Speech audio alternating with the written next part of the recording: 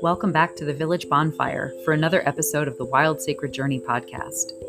A podcast not just for your mind, but for your body and spirit too. Here we don't just talk theory. Instead, we compassionately engage with our lived experiences and a wide variety of topics together, all to invite the question, in these times we find ourselves in, how do we be more human? Thank you for being here. May these conversations awaken, inspire, repair, and evolve something deep within each of us and serve the wild, tender aliveness of our personal and collective hearts. So, welcome back to another episode of Wild Sacred Journey podcast. And I realize I don't actually usually introduce myself. I just kind of assume all the listeners know me. So, I'm actually going to start introducing myself. I'm Kate.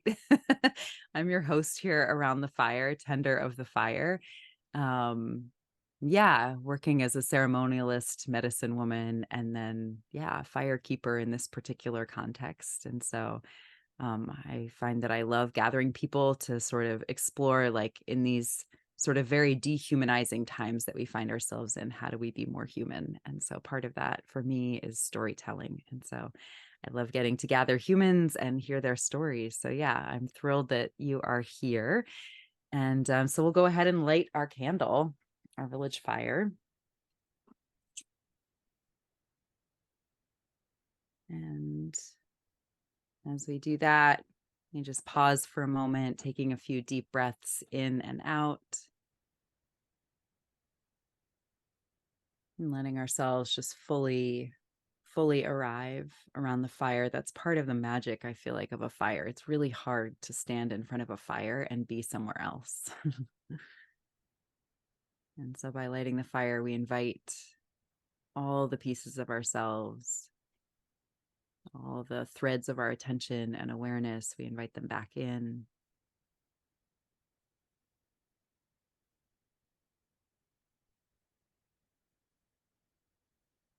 Perhaps you start to notice something in your environment with your senses, sounds, smells, the feeling of air on your skin. Maybe it's cool, maybe it's warm.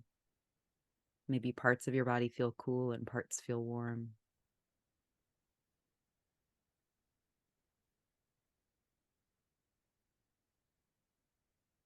And I'm noticing my body is naturally taking a deeper breath in and out, which is a sign my nervous system is sort of down regulating or something is shifting energetically. And then finding my body is naturally just taking small rocking movements, which can also be a sign that I'm kind of deepening into the flow of present energy. And my body's relaxed. And so just notice if you have any signs coming up for you that something is shifting, that something's relaxing. It's just good to acknowledge those for what they are.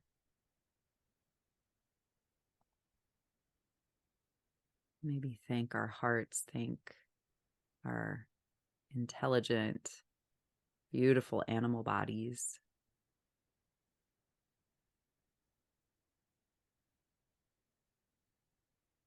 And as we come into relationship with our hearts, with our animal bodies, we then can come into a different relationship with the people, the other beings around us, whether they're humans, whether they're non-human beings, beyond human beings, whether it's the earth itself, the sky, the elements.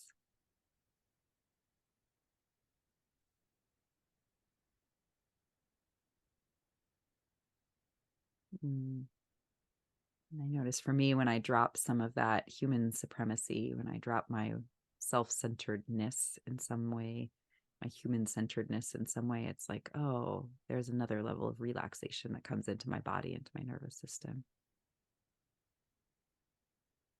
And so for that recognition of being kin, of this wider web of aliveness of which we are all blessed, privileged to be a part of, we say thank you, thank you, thank you.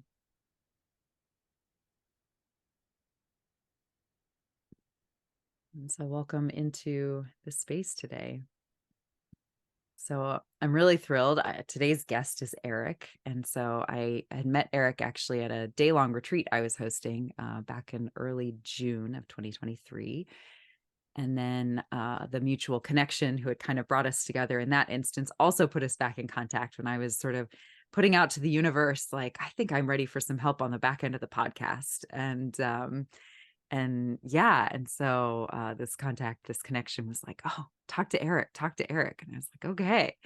And so it's been really beautiful just kind of getting to know Erik a little bit more. And I've come to learn that a big part of his story, like many other people who've gathered around this fire, is actually one of faith transition and navigating transitioning from high demand religions into some form of spirituality that feels freer to some sort of different kind of medicine and faith space. And I'm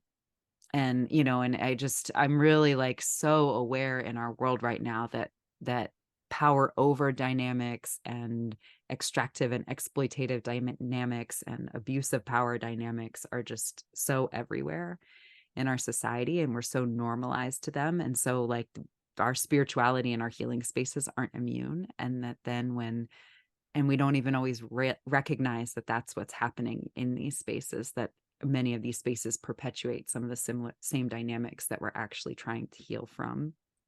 And so, yeah, so I'm thrilled to have him here because like community stories, and not just those of like professionals within the wellness space, I think are an important part of the vision of this podcast. And so while he certainly is present in medicine spaces and in wellness spaces, he has other jobs. And so I love that. And then also, yeah, be with sort of the rise of cults and conspiracy theories and all kinds of things sort of complicating the wellness world. I think it's really important to hear stories like these so we can start to kind of get better at recognizing where and how these things are showing up. And so, yeah, I'm really excited for this conversation.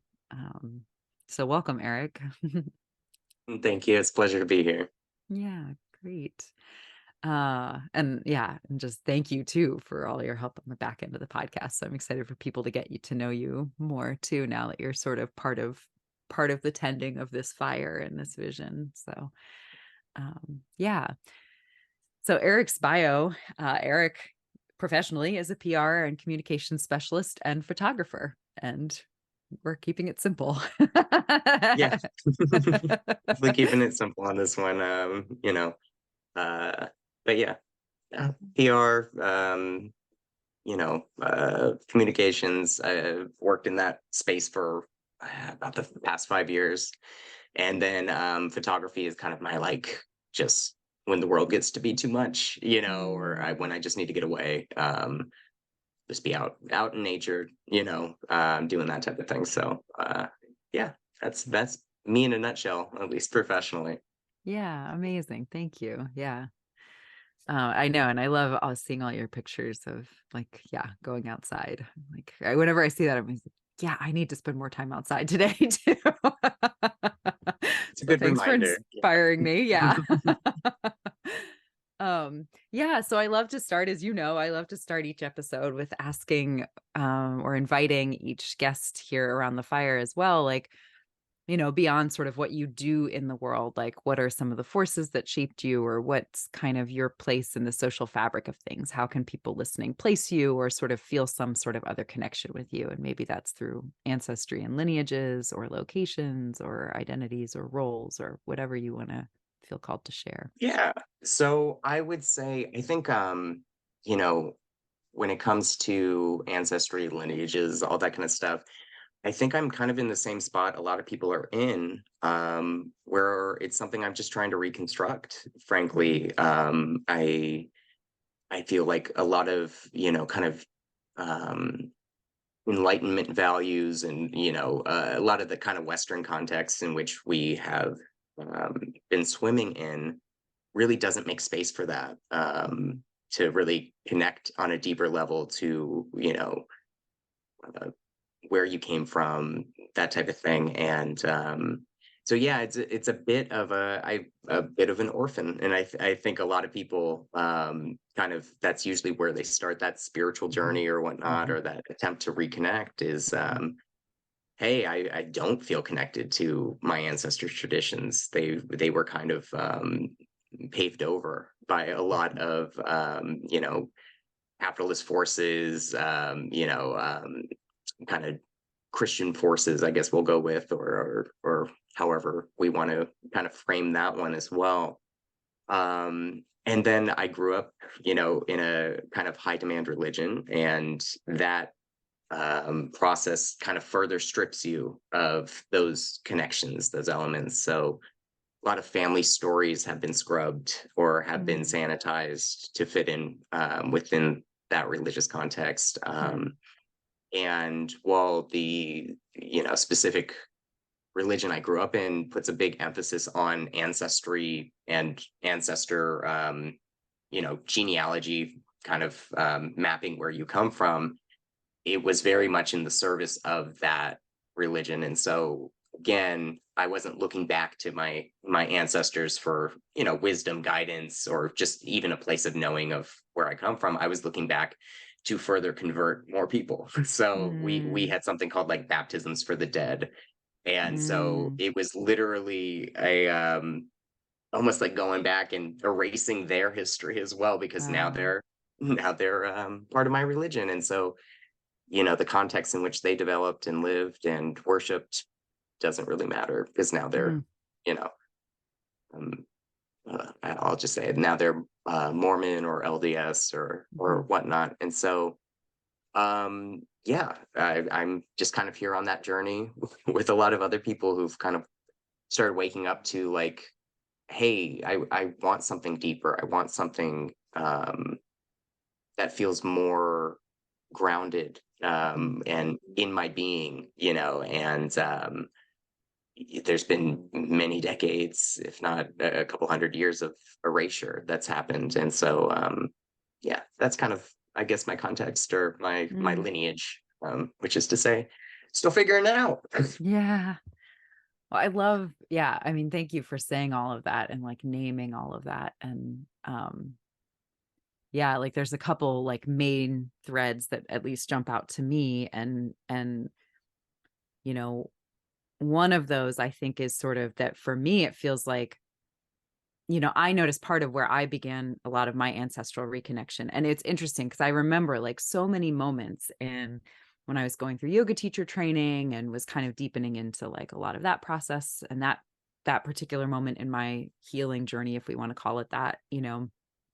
Um, and then when I was going through my energy healing training um and and so many moments where I felt like the more I come to understand how trauma gets stored in our body and how actually ancestral trauma can get passed down, the more I was like, oh, I need to connect. And yet I would find myself just feeling such rupture because when I would look back, even just a couple generations back, I was just like, there's just so much pain and trauma. And like at first, it's like really hard to look and violence and shame and like things that you don't want to look at, and like, and I think it's easy. I think for those of us in white bodies or what we call white bodies at this moment in time, I think it's easy for us to like fall into a trap of pitying people who in more melanated bodies for like the trauma of the the imbalances and the violences and the inequities that have happened historically, like, you know and like when we talk about colonialism and things, and yet there's also this like we forget to acknowledge the violence and the trauma of like being a perpetrator, and like to be very clear, like those are not the same traumas, right? So I'm not equating that at all, right?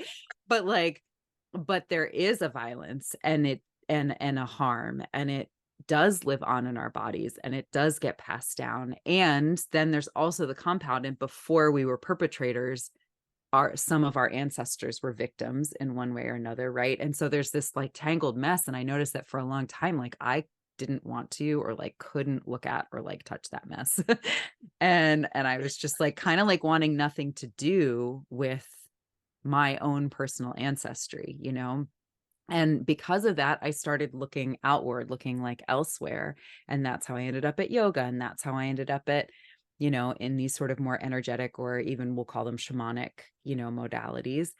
And then as I'm doing that, and then as these conversations are starting to come up around cultural appropriation, and I'm starting to look at like the uncomfortable fact of like my own kind of unquestioned entitlement, right? And like approaching these wisdom traditions. And I'm sort of like looking at that and I'm going, well, where is that coming from? And like when I felt deeper and deeper into my body, like I felt, gosh, just this immense ocean of grief and loss. And I realized that I was feeling my ancestors' rupture, as well as then my own sense of rupture from place, from connection, from all of that. You know, and that for me to kind of keep coming back into my body and keep coming into right relationship with my body, with the earth, with wisdom traditions, whether they're of my direct ancestral lineage or not, but to be in a place where I can be honoring, not appropriating, appreciating, not appropriating, right? Like I needed to like address that grief and like actually come to terms with that grief.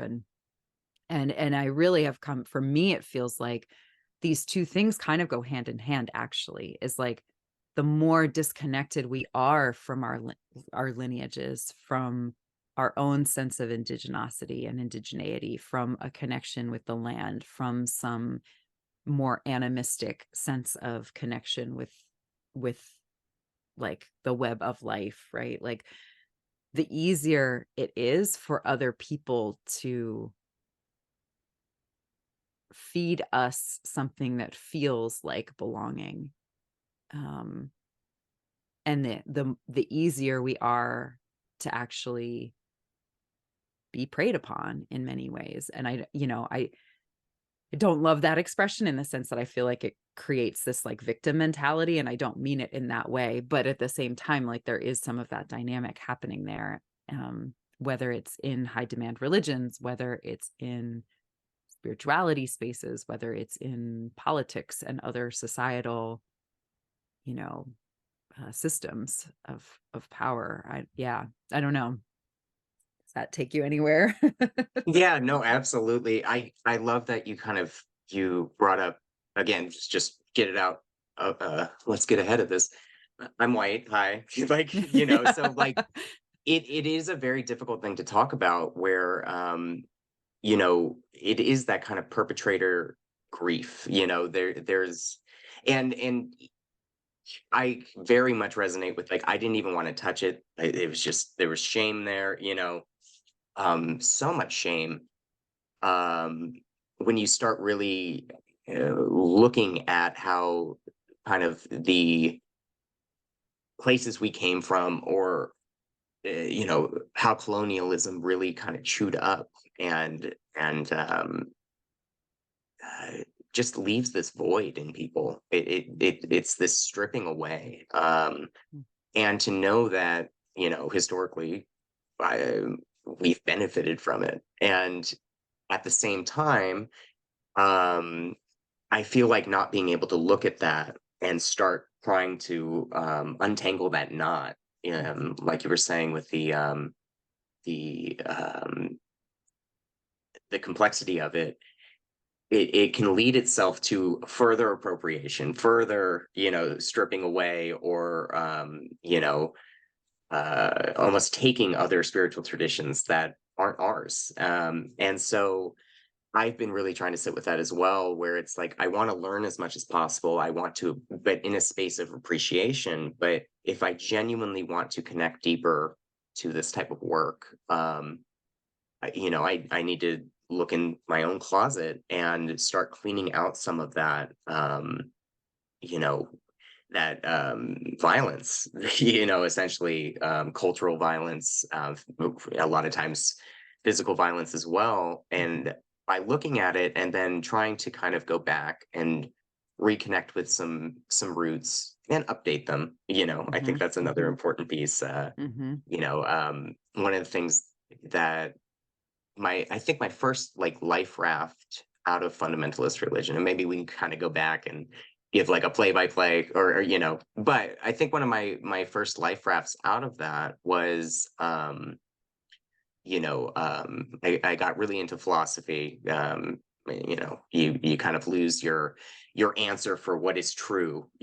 I grew up Mm, with this rigid certainty. I knew exactly what was going to happen in the afterlife. I knew exactly what I was supposed to do here on earth. I knew exactly mm, how I was supposed to behave, and once that certainty is gone, that void just bubbles up. So I just start mm, devouring philosophy. And Western philosophy, there's a lot of good there. There's a lot of um, it's a product of its times. mhm, And I just found myself still, it was like that void was just still there. And I had the fortune of, I was studying Chinese at the time and getting to travel over to China and really learning about Taoism. So that was my life raft. But mm, again, as I started incorporating elements of that into my belief systems, there's a unique, it's also not my tradition. You know mhm, what I mean? And so what I've been trying to do is learn from um, pretty much as many cultures as possible, as many people as possible, and then try to bring it back into my tradition, and then connect with I've been getting a lot into um, Norse mythology, Greek mythology, that type of thing, and balancing some of those older, animistic traditions with what I'm seeing, but also not maybe continuing some of the more negative things. I think holding a space of it's gray and really allowing it to be that way kind of keeps you from maybe bringing forward some things that um, ultimately contributed to mhm, some of the colonialist attitudes and things of that nature. So yeah, it's definitely a process, and it's definitely I think we had talked, I think when we first met we had talked about I think you had read a lot of like anti-racist books and things of that nature. And similarly, I had read a lot of those as well. And I think one of the maybe things that we were seeing was, okay, now where do we go? mhm, Now what's next? mhm, Like 100% agree with, as I'm reading through it, I'm like, oh, damn, this is bad. Oh, fuck, I didn't even see that. mhm, And so, sitting with that and then being like, okay, but now what? You know, mhm, how do we take this and incorporate it into as we move forward? And so I think that's been a lot of what's informed kind of my spiritual project, as I've been trying to kind of reconstruct a spirituality for myself.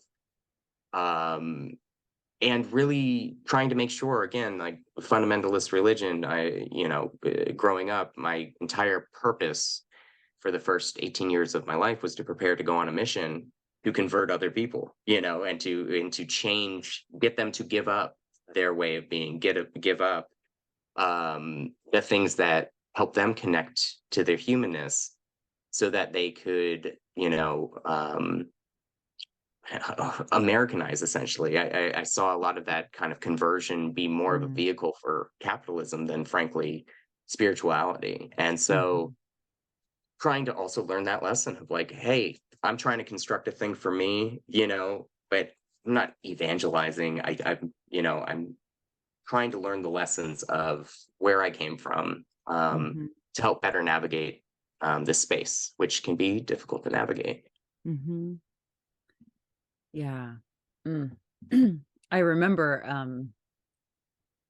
I mean, okay, yeah. So first off, like what I love and what you're just sharing is, really, I think such a big difference is like, are we coming at this from a place of like humility and like just like being willing to come undoneness kind of, right? And like I think that's like at the heart of what makes the difference, between appropriation or like perpetuating colonialist tendencies and showing up and being willing to be changed, because I also like I recognize the complexity of power dynamics, and I recognize like that some people will disagree with what I'm about to say because of my place of privilege and, within these systems and the body that I'm in. But there, I also really feel like I have this sense that the wisdom traditions want to continue, and they don't.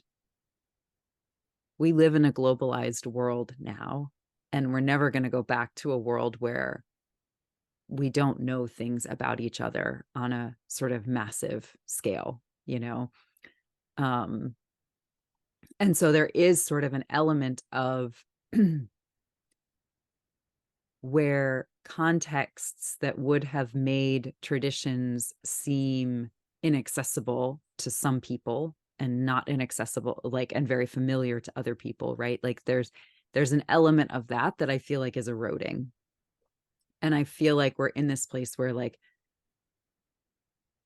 yeah, I if you come at things with an open heart, I feel like the wisdom traditions themselves with their own consciousness and agenda, whether it's plant medicines, whether it's, whatever it might be, different archetypes and guides, right? Like if there's a connection there, there's a connection there, and they're not that picky, it feels like, and so yeah, that gray area of navigating, like how do we own the truth of that while also still living in a world where there are systems of inequity, and certain bodies, just because of how they look or move through the world, like experience privileges that others don't. And and so yeah, so I mean, and so I'm hearing too in what you're sharing, this like description of sort of this journey that you're on, from like going from this place of certainty, which feels like confidence, right? Like it so mimics confidence. And yet on a nervous system level, it's actually an incredibly fragile state to be in,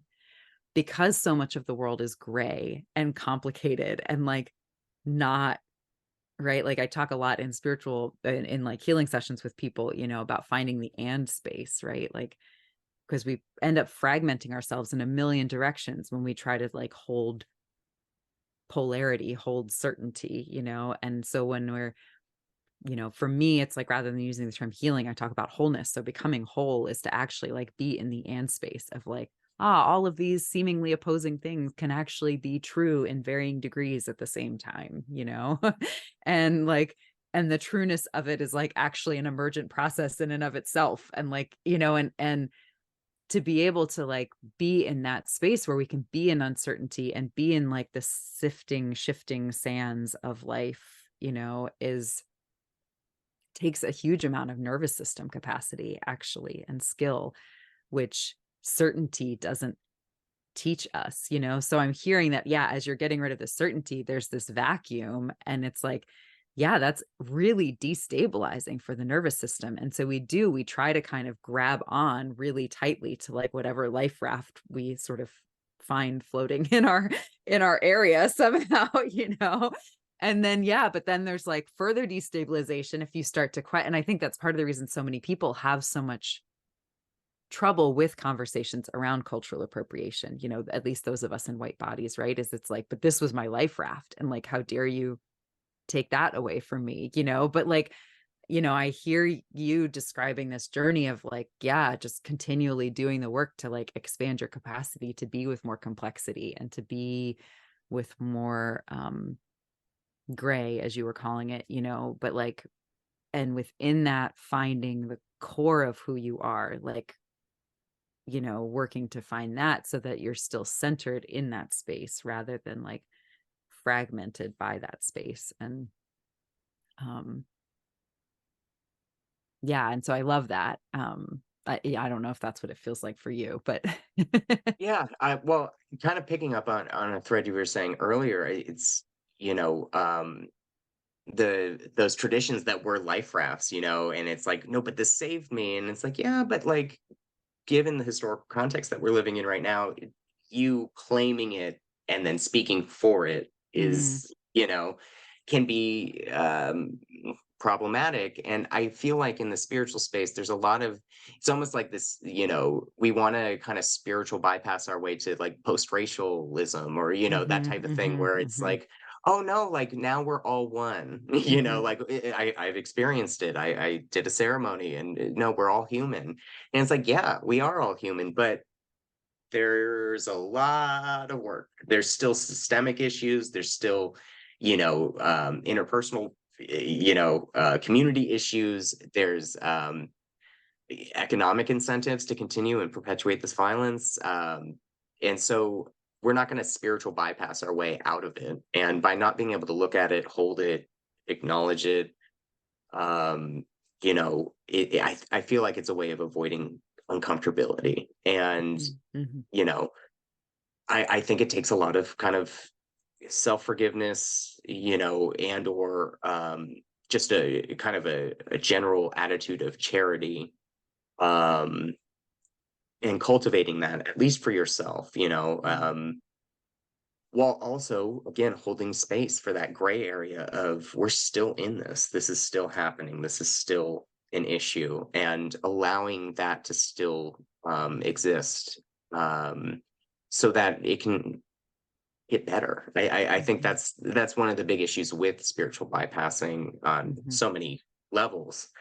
Um, but we just want to feel better. You know what I mean? And so I feel like that is lacking the nuance of like, yes, you came into this work to feel better, um, but it doesn't let you completely off the hook either. We're still in these systems. Mhm. Mhm. There's I think it's I don't know if you've ever read The Heart of Darkness, but there's a kind of image at the end of the book, um, revolving around this kind of poisoned apple, that represents society and kind of the lies we tell ourselves collectively to keep that society going. Mhm. And at the end of the book, the narrator, is after witnessing all of these atrocities in Africa, goes back to inform the loved one of one of the crew members who had died there, and he tells this lie of what happened there versus what actually happened there. And he talked about having to bite into that poison apple to continue the societal fabric, and keep it harmonious back home, essentially. And I feel like that is it's a modality of erasure, and I feel Mhm. like we collectively continually are doing that, especially in America right now, where we're well, but society needs to stay stable. We need to defense. You know what I mean? Like our enemies, all this kind of stuff. We keep ourselves in these, looming abstract threats to justify, Mhm. um, again, not allowing the truth the to kind of come out. And so that's again is something I'm trying to not perpetuate. Mhm. It's one of those active things of like, no, we need people to be able to speak on these things, and it needs to just be out in the open, Mhm. lest it just kind of quietly continue. So yeah, that was one thing that kind of came up, and pivoting back to fundamentalist religion, I loved when you were talking about certainty and how it feels like the solve. You know what I mean? Like, oh, I don't have to think about what happens after Mhm. death. I don't have to think about mortality. I almost don't have to grieve because I know exactly what's Mm. going to happen, Mm. Mm. when my parents die, or when if I lose a loved one, or if I get sick. I don't have to worry about it because I'm assured in heaven, or that type of thing. But on a nervous system level, it is so strenuous to be living under that certainty, because I think on at least subconsciously, it's just kind of plaster over like a leak in a dam, Yeah. and you start navigating your life in a way in which you have to avoid anything that would make you uncomfortable to protect that certainty. It becomes in and of itself the motive for your existence is protecting that rigid certainty at all costs. And it's so destabilizing, and it can be so dysregulating, and you start having to quiet your inner voice and kind of cede your authority away just to kind of continue Mm. Mm. maintaining that illusion. Mm. And that was a big part of why I ended up leaving the religion, in the first place, was the cognitive dissonance that was starting to emerge between what I was being told I was doing and why I was here on this earth and what my goals were and what I should want and all that kind of stuff versus what my internal voice was telling me I wanted Mm. or needed. They just kept, you know, um, separating even further and further, and eventually, uh, they start to collapse. You can't maintain it. So yeah, that's that's it's a good initiation into trying to figure out what works for you Mm. moving forward. Yeah, and so I want to keep following that thread, but first there's like another thread that I feel like is kind of parallel that I just some of the Yes. things that I kind of want to like loop in a little bit and let's see at the very beginning um I'd sort of like that was the one I hadn't gone down yet and then it kind of is coming back again, but sort of some of it being around and I can't remember now exactly how it like loops back into the very beginning. But anyway, but I remember reading somewhere you've mentioned a couple times kind of like missionary and sort of that like, oh right, with the ancestors too and converting your ancestors. That's right. Yeah. That story really stood out to me because I think that's a piece of some of this, right? Is like actually we can do ancestral healing on behalf of our ancestors. Like we can actually through our bodies and the ways that the patterns still live through us today, because at the level of energy, time, and space aren't linear, we can actually, as we heal these patterns within ourselves, as we start to untangle this complicated knot, it actually frees the energy backwards as well as forwards, right? And so, like, we see that a lot in shamanic work. And so, there is actually like a kernel of integrity in that practice, in Yeah. like that it's like if we can look back and if we can name our ancestors and like, I'm sure in some contexts we would call them sins, but and if we use sin in its original connotation, which is as an archery term, which just means to miss the mark, right? Like if we use sin in that sense, like yes, the ways our ancestors missed the mark, right? Like the ways that they were hurt or they hurt others, right? And if we like look back and we name that and we start to like be able to find out, and even if we don't know where we came from and we're sort of in that like ancestrally orphaned state, if we can notice these patterns in our body, the ones that have a lot of charge to them that don't really make sense based on our personal life experiences are probably ancestral.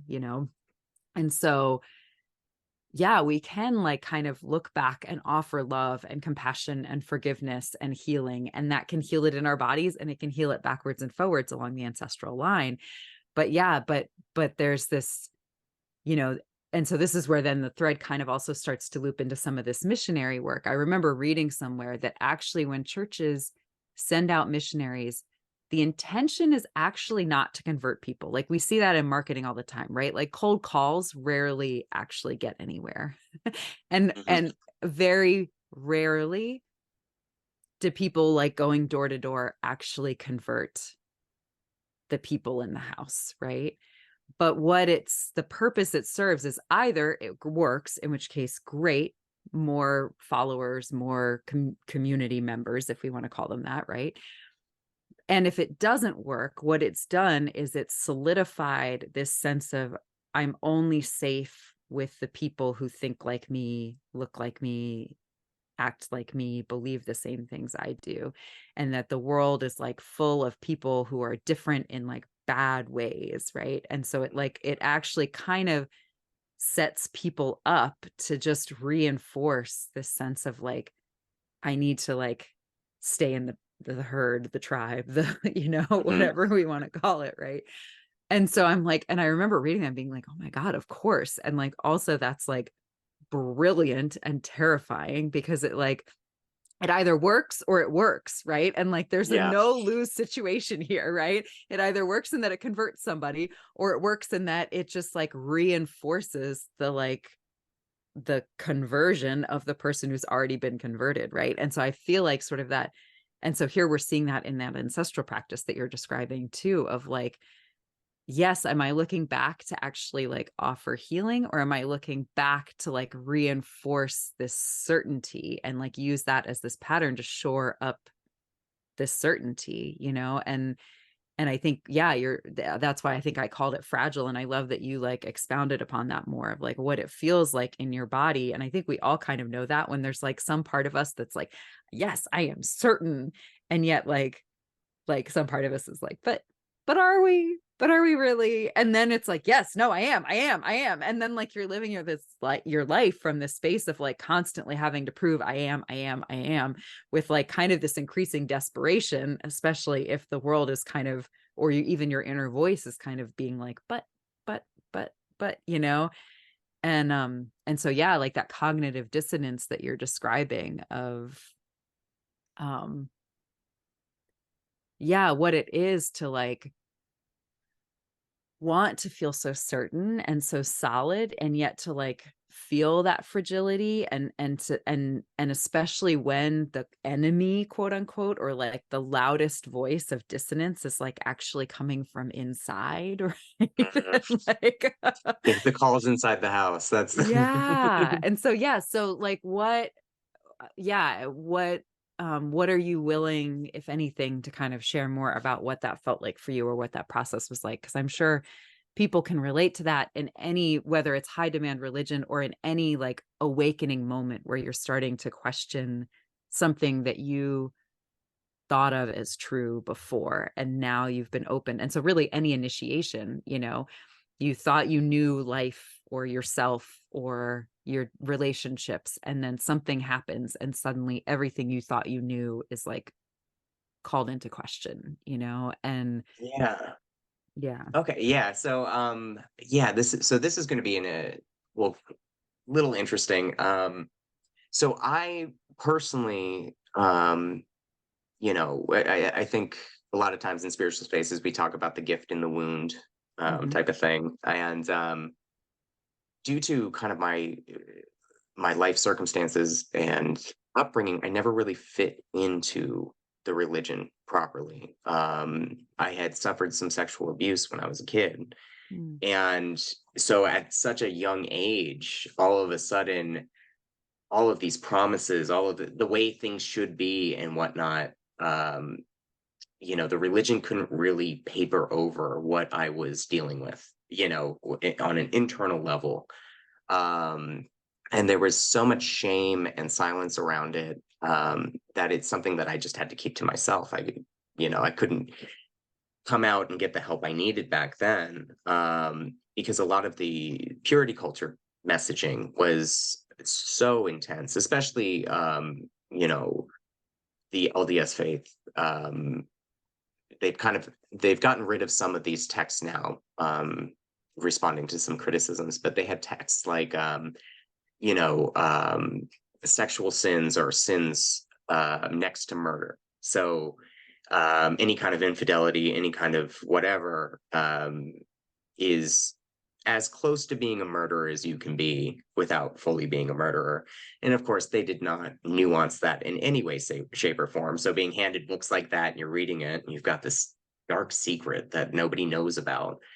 And so I started really internalizing a lot of those messages. You're Mm. broken, you've offended God, you didn't fight hard enough, all these horrible messages Mm. that were being given. And because of that, though, you know, I clung with so much to that certainty. I was like, well, maybe I can believe my way into this going away. Maybe I can believe my way into not having issues, or not to just heal through it. And so, growing up, I was devout. Like it was a very, it was almost like I was trying to reclaim my soul, Mm. and it it didn't work. That for me, that was when it really started snapping, or the cognitive dissonance started really coming apart, was when I was like, I have been doing everything they say on steroids. So it's a high demand religion. I was demanding even more of myself than they, to try Mm. to prove this. Again, this desperation of like, I'm not broken, I can be healed, I can be fixed, blah blah blah blah. Mm. And ultimately, I just came to this realization of, um, hey, this isn't working. I wasn't ready to really jump to the maybe the religion isn't true, but I was able around when I was like 18, around the time when I should have been preparing to go on a mission. I just deeply felt like this is not working for me. And Mm. making that distinction was, kind of that first step of of kind of starting to take back some autonomy. And as and then the lovely thing about high demand religions is they kind of do the work for you of leaving. So Mm. when I stopped going to church, when I started kind of taking some time for myself, started maybe going to some therapy, just kind of very gently asking some questions, and trying to kind of cultivate a little bit of space where I could sort things out. The blowback from the community was so intense. I got, me and my parents are on much better terms these days, but I was essentially disowned, just for not really participating anymore. I lost many, if not most, of my friends. People that I had looked up to that were kind of like extended family members growing up, shunned me, all that kind of stuff, and that in and of itself was the almost catalyst to just something internally recognized. I was like, if I can't just be in this space where I'm not sure without this, you know, this degree of blowback, I'm not in a safe community. Mm. I think that a lot of times people, there's a kind of axiom of like, how can you tell if something is a cult? And it's like, how do they treat people who leave? That's usually Mm. a very good sign, um, of whether or not a belief is, got some culty dynamics to it. And so, that kind of started my journey out of the religion. And I snapped 180 degrees. I think around the time I was 23, 24. So I gave myself about 5 years. I started actually looking into some of the truth claims of the religion and found it was much messier and nowhere near as picture perfect storytelling, as I had been raised. And after that, I just 180 snapped. I'm like, fuck this shit. I'm an atheist now. I don't believe in anything. Everybody's stupid, and I went hard down that rabbit hole. And like I Mm. said, I discovered some things along the way that really helped. Kind of there's a philosophical school of thought called phenomenology that I really resonated with, which is basically, um, and I am very much spark noting this, but it's essentially like how it's a kind of an epistemology of how do we go about recognizing truth, and it recognizes that the body itself has limitations, and so our sensory apparatus, regardless of how accurate anything we get is, it's still being filtered through this sensory range that it can identify. And that kind of opened up a little bit for me the possibility of, okay, maybe there's something outside of those senses, but I Mm. can maybe trust my body a little bit more to discern some things. And then that moved me into absurdism, which is kind of, um, the idea that maybe there is a truth out there, maybe there is some grander thing, but because of the limited capacities of humanness, we're never going to fully be able to grasp it. Mm. Mm. And so it really advocated for kind of accepting the absurdity of life, accepting the contradictions, accepting, the messiness, and then finding some beauty in it anyway, almost as a state of rebellion. One of my favorite writers is Albert Camus, and Mhm. he's very big on, I think he has got a quote. It's like, uh, live so free that your very existence is a state of rebellion. And so I like clung to that, and I was like, see, I've got these atheistic people, they've got me, they've got me covered on the spiritual basis. But on a deeper level, it was I was trying to find certainty outside of the religious context I was grown up in, and I was just trying to project it out onto anything I could. I tried to project it out onto science. And I love science, but it's not, it's Mhm. not as solid as sometimes it is portrayed. It's a process. It's a bit messy. And then And I was there's trying a to find it. human interpreting the results And at there's a all human, times. and there's capitalistic market forces that love to bend the result. And Yep.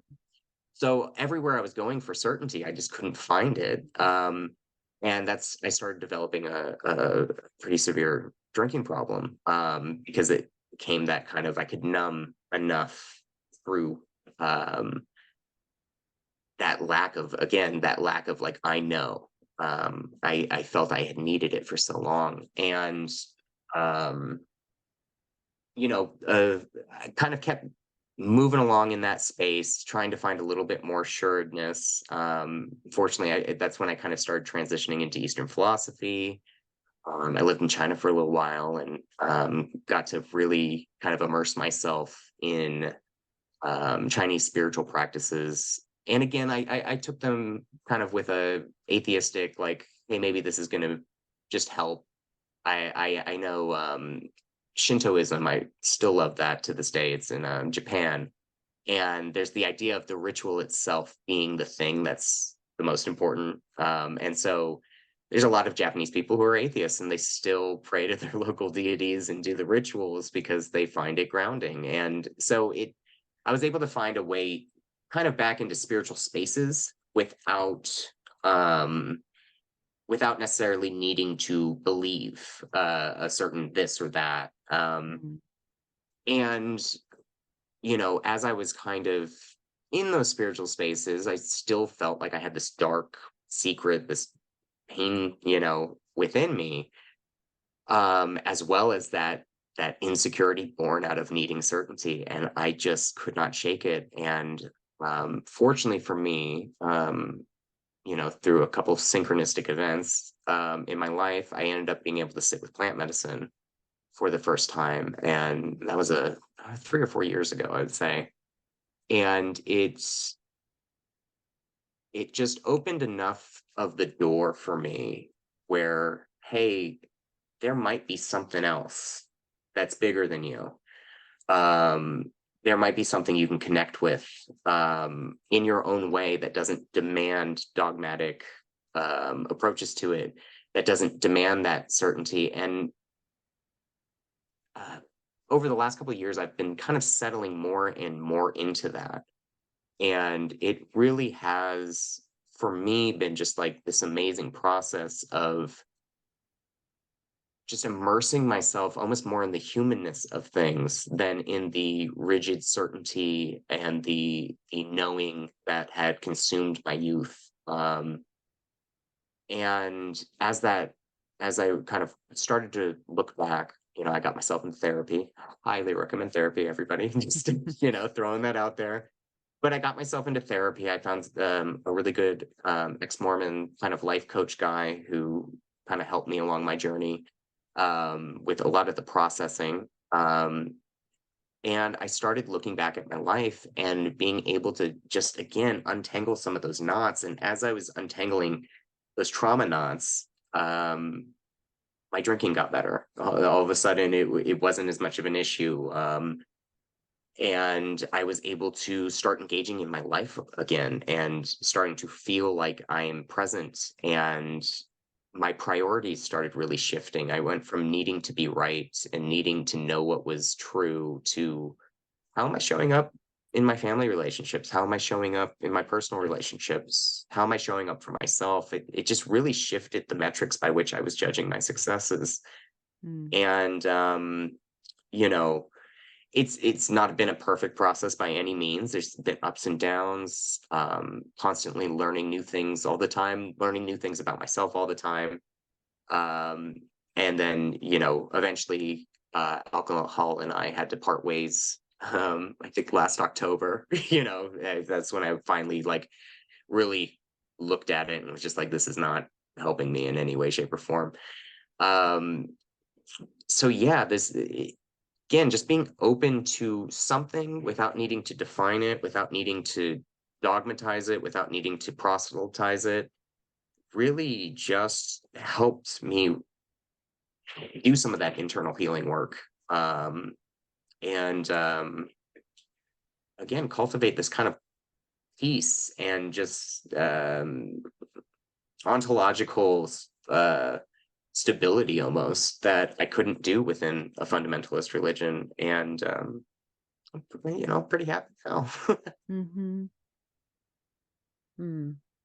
Yeah, I mean, I think so much of what you're pointing to in many ways is like we do need some sort of bumper, like in bowling lanes, we need some sort of like, you know, energy like water just becomes diffuse if there aren't some sort of boundaries or like some Mm, sort of containment, some sort of container. And so yeah, I mean in the same like our nervous system finds healthy containment to be really grounding. you mm, know Creative energy flows better if we have a little bit of structure to channel it through. um our bodies relax. I mean, you see that with little kids, right? Like if there's no rules, it's actually really destabilizing, and kids don't actually find it freeing, they find it stressful. So we need some sort of guidelines. But yeah, that difference of like who's creating these guidelines, and like who are these guidelines, or who or what are these guidelines serving. And that's some of what I'm hearing, that yeah, in some ways yours was a journey from like so many guidelines, like not ones aligned with your inner sense of authority, all the time. Maybe some ways yes, but a lot of ways no, right? And then like no guidelines, right? And then this slow like, how do we start to put some guidelines back in place, or some kind of container that I can feel myself within or a part of, but like letting it come from me and letting it be made out of a material that I can take down and rebuild as like my life changes and I shift and grow and my understanding of things shifts and grows. And I mean in the same way, like yeah, like our bodies, okay, so we have connective tissue, right? Connective tissue is part of our containment, but our connective tissue can grow. So like it's not like our connective tissue is holding our skeletal structure in like this childlike form. As we age, there's a certain amount of like flexibility and stretching and growth, and our cells are always renewing themselves. There's repair that's constantly happening. And um yeah um and so yeah, so there's this, yeah, this for me anyway, that's like kind of what I'm sort of, I mean, I'm hearing a lot of things in what you're sharing, but that's some of like an overall theme of just sort of that journey of, yeah, what is it to go from like being in walls that we didn't put there to like being in a bubble that can be permeable or flexible or transmutable, and that we get to generate in response, in direct and present moment response to our environment. um yeah. yeah, I think a lot of it, comes back to, cultivating almost an inner authority or authorship over your life. There were so many times growing up where there were these little like death by a thousand cuts kind of self betrayals of, Mm. I don't want to do that. That doesn't, I feel right. This something is off, but I can't criticize it. I can't say anything.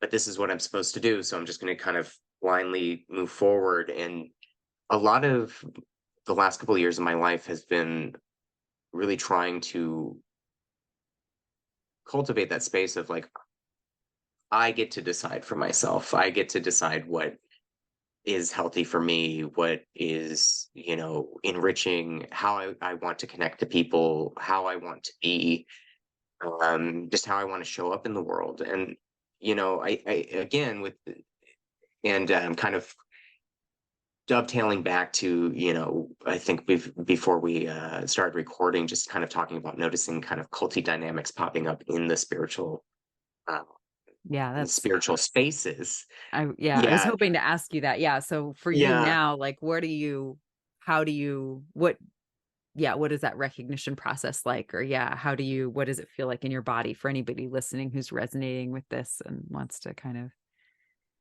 Yeah, so I've got a kind of a unique approach of, it's taken me a while to really cultivate the ability to hear my inner voice.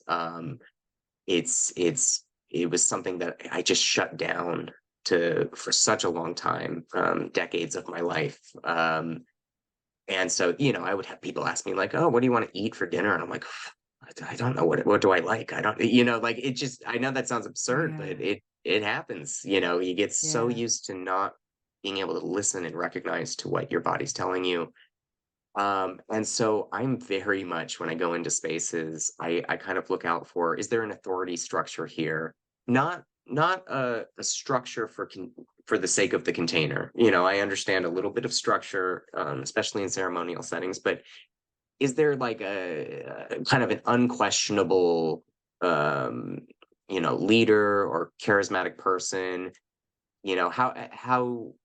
How do the other people participating, respond to pushback or concerns? That's something I really look for. Um, and another big thing is really kind of cultivating a network of people who are on the same page as you. I've got a lot of people, a lot of friends in spiritual spaces, and I've been very upfront with like where my boundaries are around, the idea of somebody mm, receiving I don't know, a download for me or something like that. I'm like, oh no, no, no, no. I have lived with enough prophets, in my life. I can I'm gonna I'll receive my own, and just seeing how people respond to that. Just the willingness to kind of be myself, um and to kind of speak up for what I believe in, the willingness to kind of look at a group and just be like, "Hey, maybe this isn't working for me," and politely being able to, either go somewhere that is a little bit more in line with kind of my values and the things I care about. And another thing that I've for years, I had this one plant medicine experience.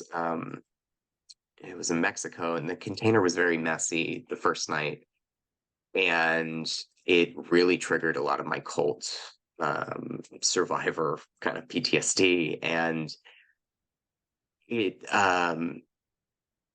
allowing that kind of stuff, recognizing going into some of these spaces of like, hey, I'm going to get triggered, you Mhm.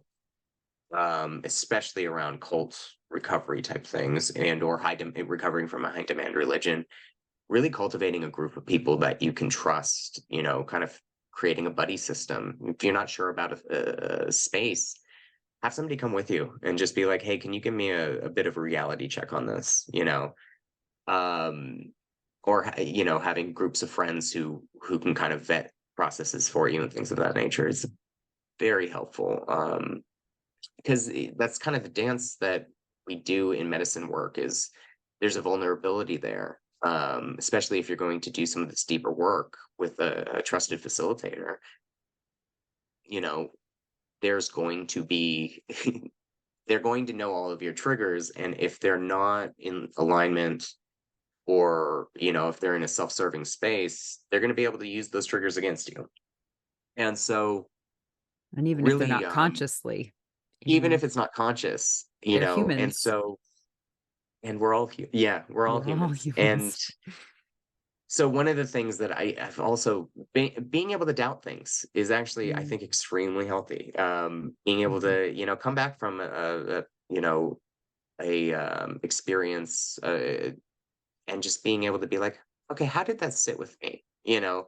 How do I really feel about that type of thing? And allowing that kind of space. Again, I think the antidote to some of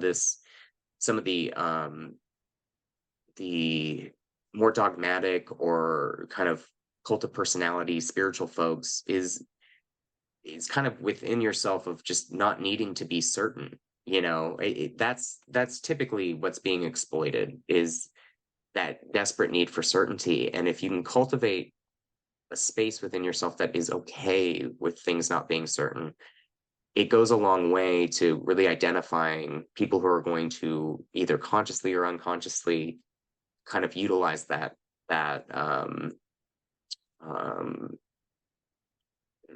vulnerability, I guess we'll go with.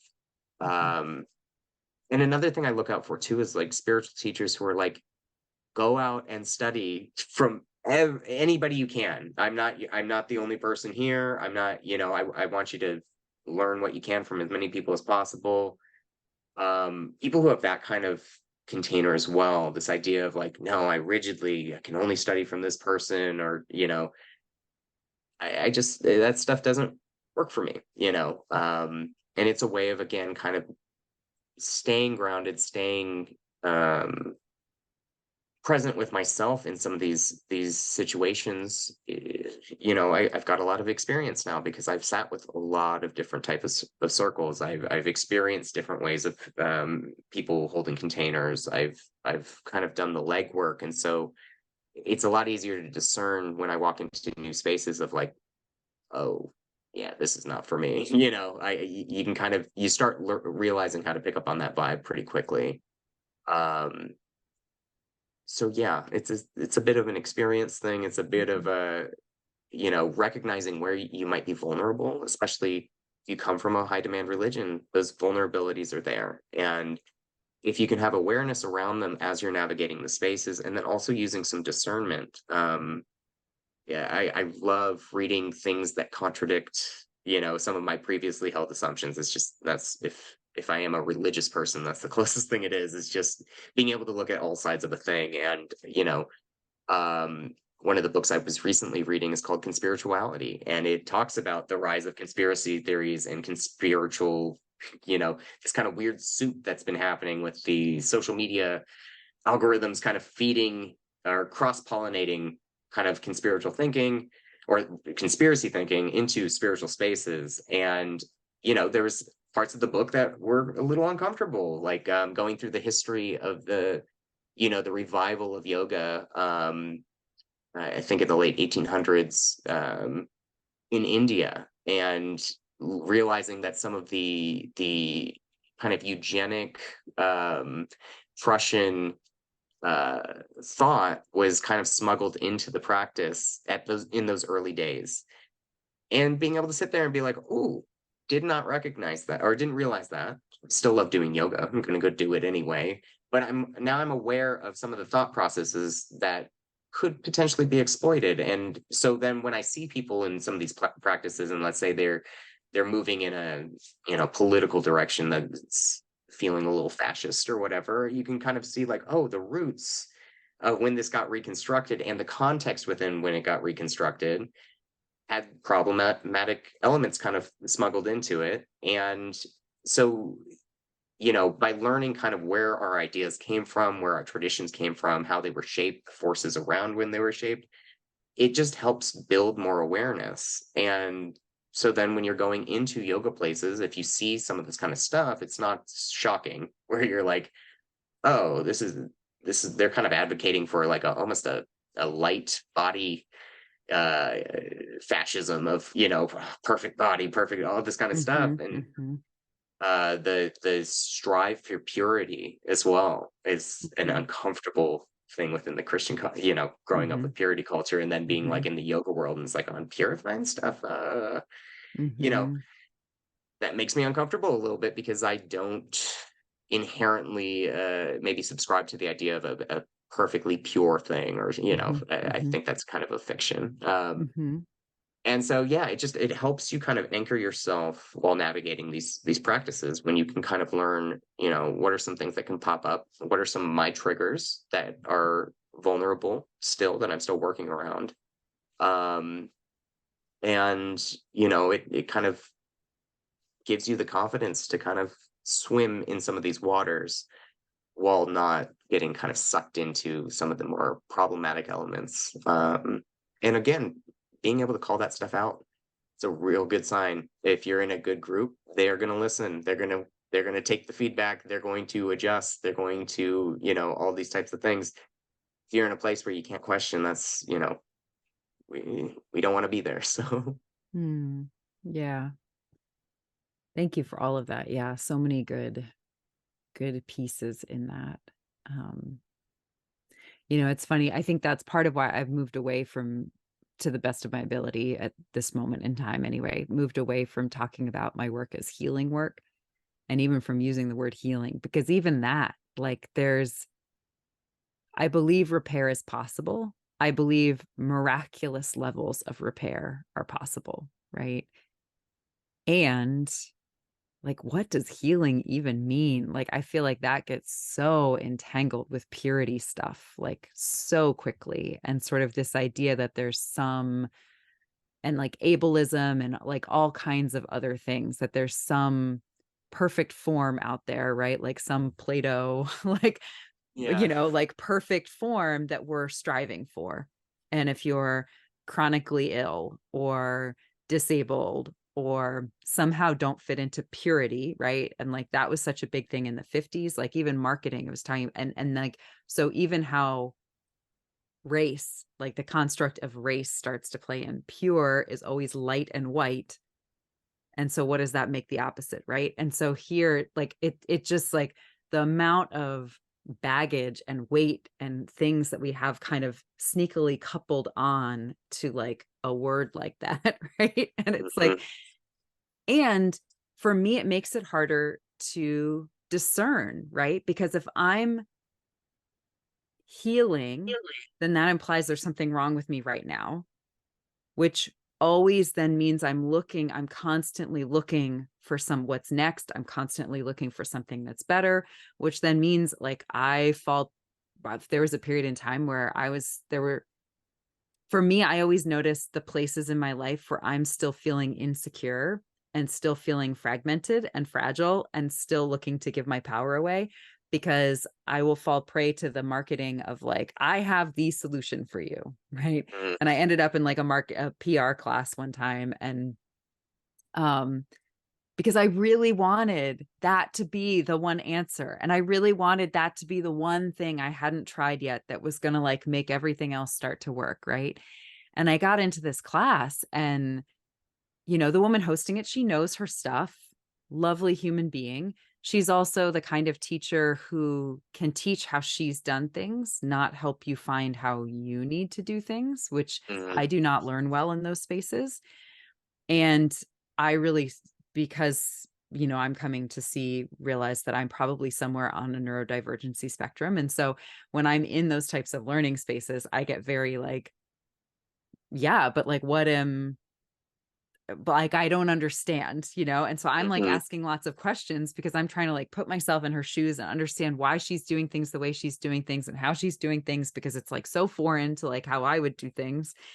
And she just got so flustered every time I would ask a question. Like she just like didn't know how to answer, right? And like, not that she didn't want to, but she just didn't know how. And then I was feeling bad, right? And I've talked to so many people who've had those types of experiences, like in learning situations, and so yes, there's maybe something there for her to look at, and maybe she'll choose to and maybe she won't, and that's not for me to say. But for me, it was like also pointing me back in the direction of like, oh, here's another place where instead of trusting myself, I'm giving my power away and looking for something outside of myself and looking for someone to be the answer. And Mhm.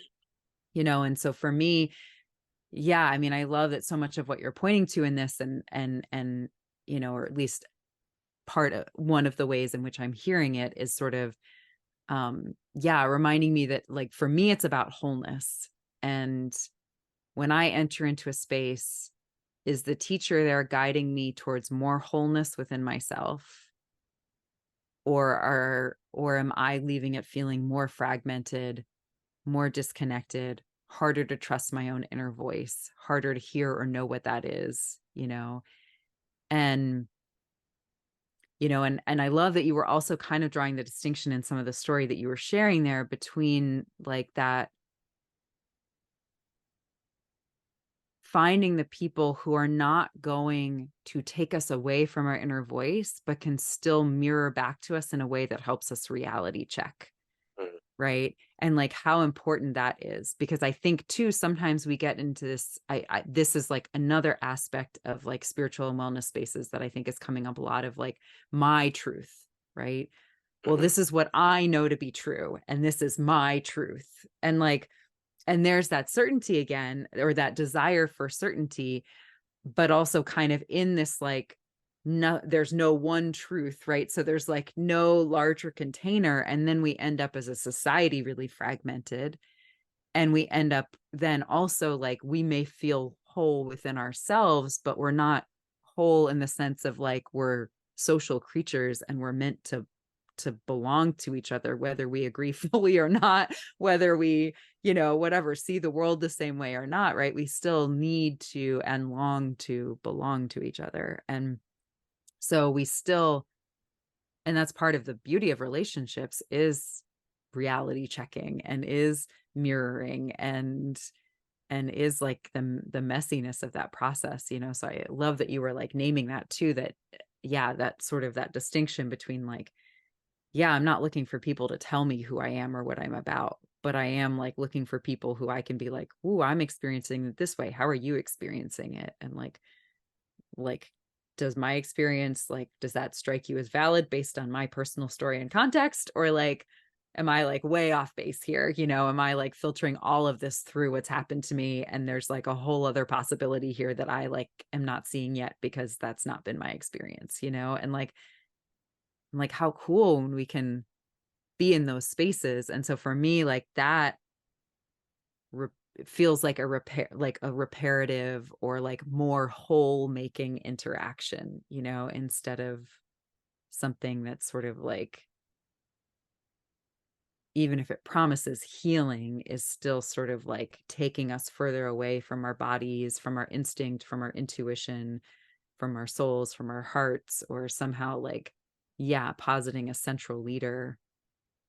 um and that's another piece I think for me too, this leadership piece, like, is the person leading with themselves needing to be at the center, or is this the kind of person who can like lead from behind? Is Mhm. this the kind of person who leads in such a way that the people they are guiding are moving at a pace that feels right and comfortable for them, and are arriving in their own way? I mean, I do that all the time in sessions. I'm like always asking people, so I'm sensing this, does that land as true for you? And because that person's interpretation of what's happening takes primacy 100% of the time over what I'm sensing. And that doesn't mean what I'm sensing is wrong, but it may not be the right language for that person, or it may not be the right time for that person, or I may not be the right person for that person, or like whatever. And that's not for me to determine as the practitioner. Like, I get no say in that. That's not, like, and so that's the thing, is I'm there to like mirror things for people, for them to discover who they are, and so I'm simply holding up the mirror for them to be on their journey and discover. And so, yes, like, I might have a perspective on things that they're not seeing yet. And can I mirror that to them? Or can I invite that awareness for them? But like, whether they take it or not, or whether they see it the same way I do or not, like, that's not up to me, and so I feel like that's something I look for a lot. I feel like I've been fortunate to have teachers who teach that way. And I've been in places where teachers have not taught that way. And I see that I draw a very clear distinction there, for me. And so it's like when I go into a space, that's part of what I'm looking for, is, yeah, is this person here to uplift themselves by leading or guiding me? Or are they here to uplift everybody in the room? you know um yeah, and that's, yeah, so those are, I think, some little pieces that I feel like are, yeah, part of my distinction, or just slightly different phrases, different ways of talking about some of what you were saying. Oh, absolutely. Yeah, Yeah. I think that, if there's a sickness that we suffer from in predominantly Western cultures, it's this kind of savior, savvy, Yes. um, complex of, Yes. you know, a lot of us have been conditioned to need a savior, to need somebody to come rescue us, to need somebody to, and, there's a kind of inherent learned helplessness that is present in that. And that's something that I had to learn and struggle with in the past and still sometimes struggle with today. And on the flip side of that, once we feel we've got it or we've healed or whatever that means, Hmm. or once we think we have the answer, there's almost like inherently based within our culture the need to go out and save other people. And Hmm. that in and of itself, that Hmm. dynamic, being able to point that out, being able to recognize it within spiritual spaces and be like, oh, is this person trying to save me? Yeah. Or are they trying to, like again, I've had enough saviors in my life. I'm kind of good. I'm a bit over it, So Yeah. getting to a space of, I don't need saving. I just would like a nice container to kind of do my work in and maybe be part of a group of other people who are doing their work and find community within that. Um, it doesn't need to be anything greater than that. And then on the flip side, I think, yeah, all of us who have gotten in this space, there's been that urge to, oh my gosh, I found the answer. I gotta go shout it from the mountaintops and I Right. gotta lead other people and, maybe sitting with that for a little bit and just being like, why do I feel the need to do this? And, no wrong answers, no right answers. It's just allowing yourself to have stuff come up in that and have a conversation almost internally with yourself. And a lot of times, I found with myself, there's an urge to going back to, my high demand religion days of I need other people to believe this to confirm my Mm-hmm. worldview so that I don't Hmm. have to have uncertainty, and it's the same trap. And so, I've very much been able to kind of sit with that. And that's why I don't, present myself as a, this, that, or the other thing. I've done spiritual work. I've helped facilitate before, but I'm not leading with that because that's not how I feel I want to be perceived. I don't want to be perceived as an expert. I don't want to, and I don't want to be in a space of trying to convince other people this is the way or anything like that.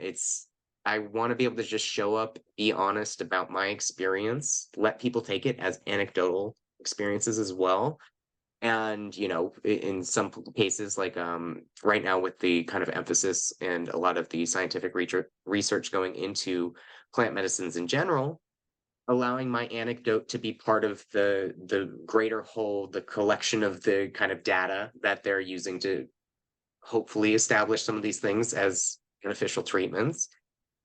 But I'm not here to be like, this is what's happening. This is what you need to do. This is how you're going to fix it. This is because again, it's everybody's different, and I, Hmm. I think respecting people's autonomy, even if they haven't learned how to respect it for themselves yet, I think that's Hmm. what makes a good facilitator. That's what makes a safe space. It's in those moments where you recognize somebody's trying to give their power away and not accepting it. Not, there's that urge that we feel inside. Is like, I can just help them and then they'll be better. And no, because they need to Hmm. learn the dynamics. They need to learn the cycles, the patterns that they're in. They're not going to learn that by me giving them an answer. And it's a little arrogant for me to assume I know the answer for them. And Yeah. being able to have that, I think we said it at the beginning of the conversation, but that humility Hmm. of just kind of, hey, I can sit with you in this. I can hold space for this, that type of thing. But ultimately, it's up to you, and Yeah. giving that back. I think that's the best thing we can do in some of these spaces, and that's the type of thing that we should encourage and cultivate and look for in a lot of either medicine spaces or spiritual spaces. Yeah. I'm aware of our time and sort of starting to kind of wrap out here a little bit. But and that it feels like we're kind of naturally coming to a beautiful closing point for today. But one thing quickly to kind of that I'm hearing here that I've really that it's made a big difference for me that I just want to offer anybody listening. But yeah, is there's I don't remember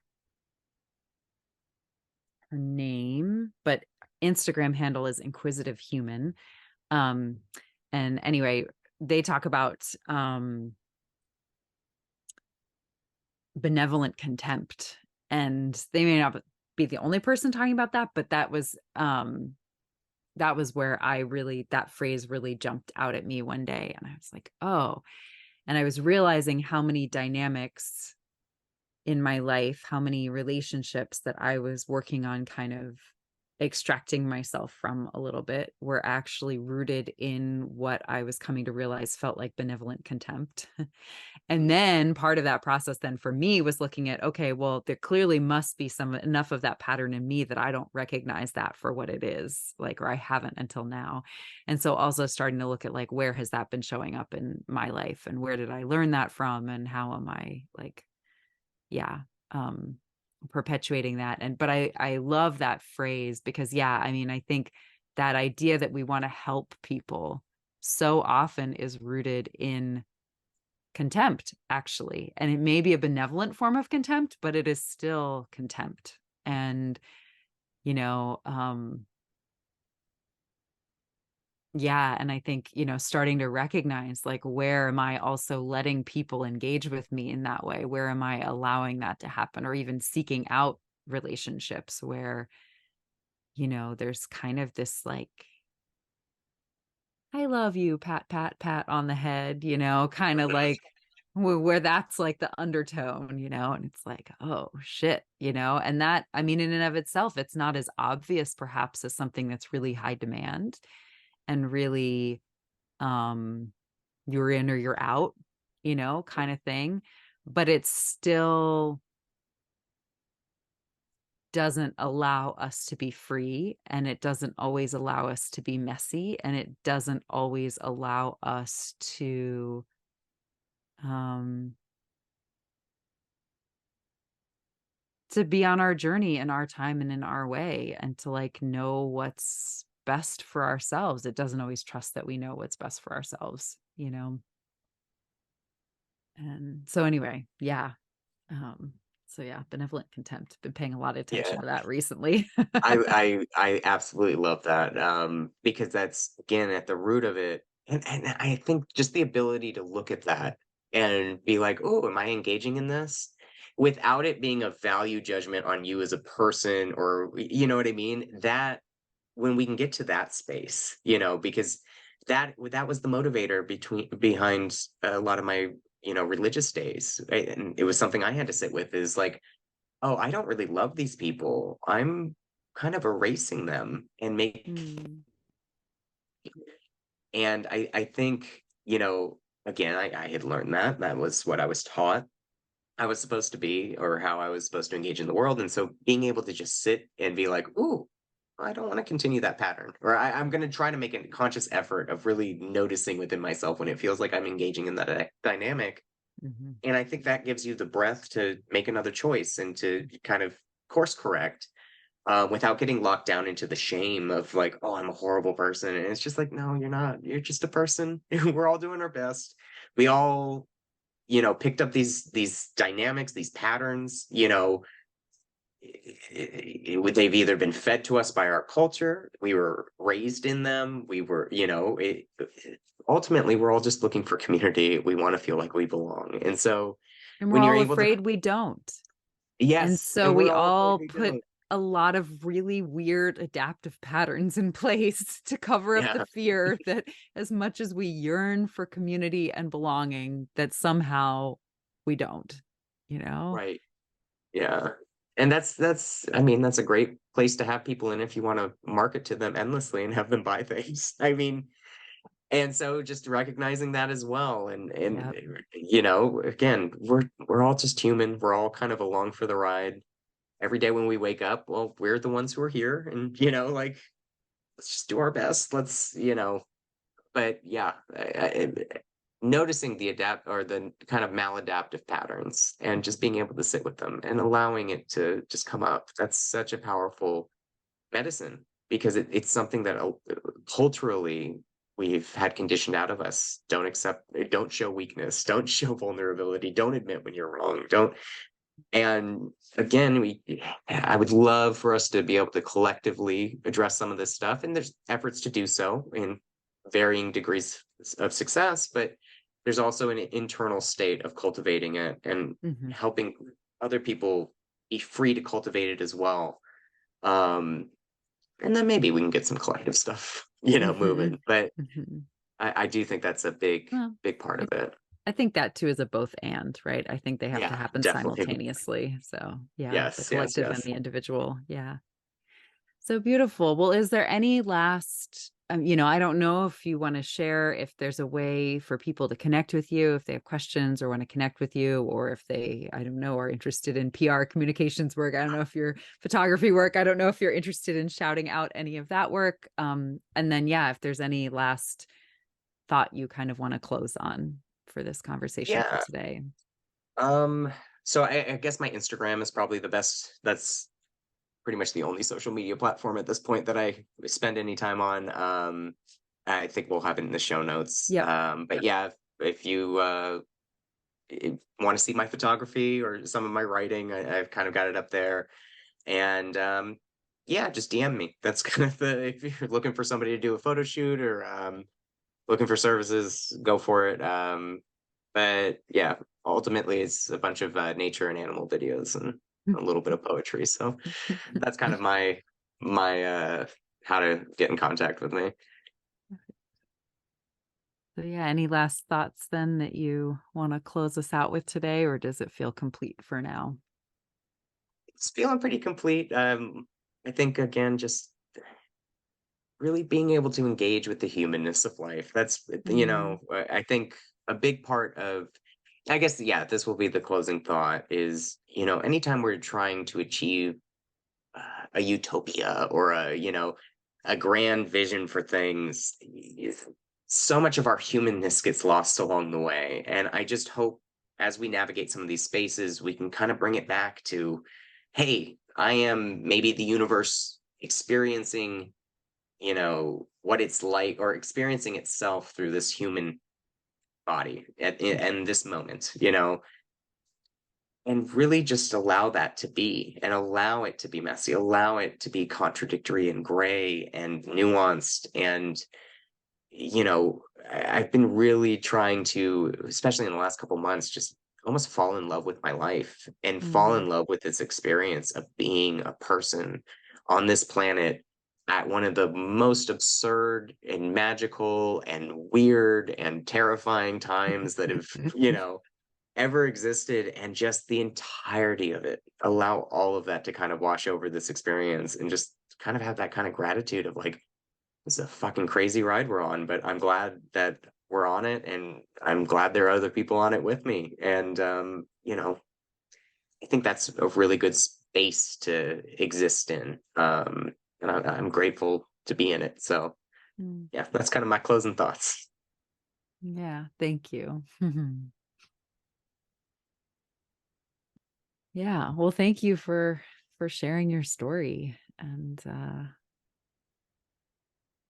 yeah, a lot of really beautiful, powerful things in what you shared. And so, I hope it um some part of it reaches somebody, at the right time in the right way for it to be some sort of medicine. So, um, Absolutely. And thanks for having me. It's been a yeah, pleasure. So good. Yeah, great. So yeah, so we'll all just take a few deep breaths in and out just to sort of start to close our time together.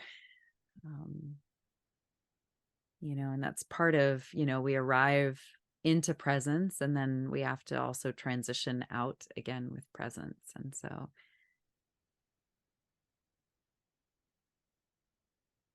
yeah, and if there's just one part of today that landed, just let that be there. You don't have to take in the whole conversation. We covered a lot of territory in this conversation today. You can come back to it anytime. Maybe just, yeah, letting your body let you know what's the one part that feels most relevant today, or what's the thing that you're on to next, or what's the thing you're taking with you, or how do you need or want to transition from this conversation today. in a way that honors that inner voice, that honors your heart, that honors your body, that honors your spirit.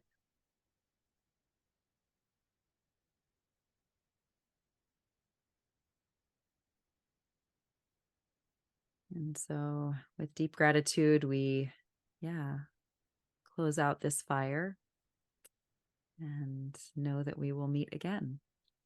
So, thank you.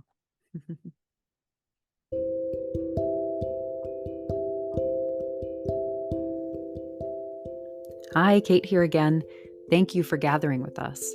Whether you've been here a while or found your way here thanks to today's guest, it means so much to me and the world I dream of to have you here. I hope you'll tune in for more of our conversations. We humans seem to be at a profound threshold and facing questions of deep impact for the future and the world.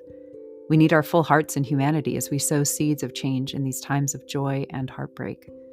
I count myself lucky to be here now, around this virtual village fire, weaving our stories into a medicine with humans like you.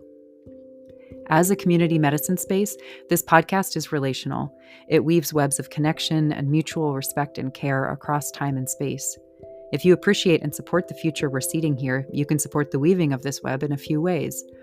1, share episodes with friends and family or online with your community. It also helps the podcast immensely if you like, rate, subscribe to, or follow the podcast where you watch or listen, so you get notified when new episodes drop and new listeners find us as they search. 2, join us on Patreon. Doing so supports conversations like the one you just heard and allows you access to live community gatherings and medicine circles and more as we continue to grow. It also helps me keep the space advertisement-free so the conversations stay intact as they are. If you have questions, suggestions, connections, or would like to find out more about working with me, you can find me online at www.wildsacredjourney.com, on Instagram at wildsacredjourney_KP, or email me, kate@wildsacredjourney.com. Until next time, from my heart to yours, I release today's fire with a prayer for our individual and collective wholeness, connection, and joy. May it be so.